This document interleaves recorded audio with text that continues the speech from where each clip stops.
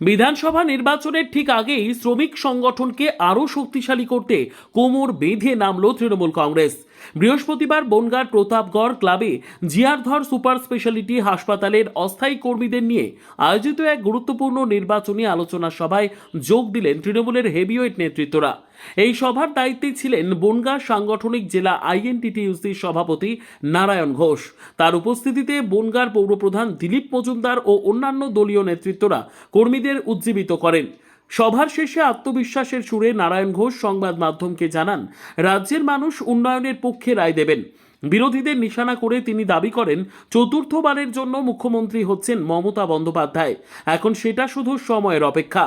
আজকে আমাদের জিয়ারধর হসপিটালে আমাদের যারা এলাকার মানুষ, মেহনতি মানুষ, যারা আর কি সিকিউরিটি গার্ড থেকে আরম্ভ করে আমাদের আয়ামাসিরা থেকে শুরু করে যারা বিভিন্ন ডিপার্টমেন্টে আছে, তো আমাদের এখানে এসটি ঘকাটা থেকে সবাই ছিলেন। প্রতাপগড় স্পোর্টিং ক্লাব আমাদের মাননীয় মুখ্যমন্ত্রী মমতা বন্দ্যোপাধ্যায়ের স্বনামধন্য ক্যান্ডিডেট বিশ্বের কাছে সমর্থনে আজকে তার মিটিং ছিল। খুব সুন্দরভাবে সবাই এত মানে আমাদের সাথ দিল, ওটা পাওয়া যায় না। মুখ্যমন্ত্রী চতুর্থবারের জন্য ক্ষমতা আসছে, খালি দিনের অপেক্ষা। চতুর্থবারের জন্য মুখ্যমন্ত্রী আবার মাননীয় মুখ্যমন্ত্রী মমতা।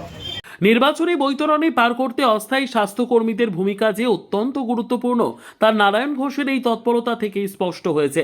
এই সভার পর বনগাঁর রাজনৈতিক মহলে ঘাসফুল শিবিরের আত্মবিশ্বাস এক ধাক্কায় অনেকটাই বেড়ে গেল বলেই মনে করা হচ্ছে। Bureau report, digital news Bangla.